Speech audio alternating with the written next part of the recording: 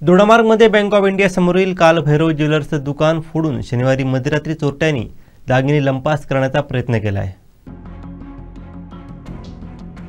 ही घटना दुकानाच्या सीसीटीव्हीमध्ये कैद झाली असून 3 चोरटे असल्याचं सांगण्यात येत आहे। मात्र दुकानाचं कुलूप उघडलं नसल्यानं चोरीचा डाव फसला। याबाबत दोडामार्ग पोलीस अधिक तपास करीत आहेत।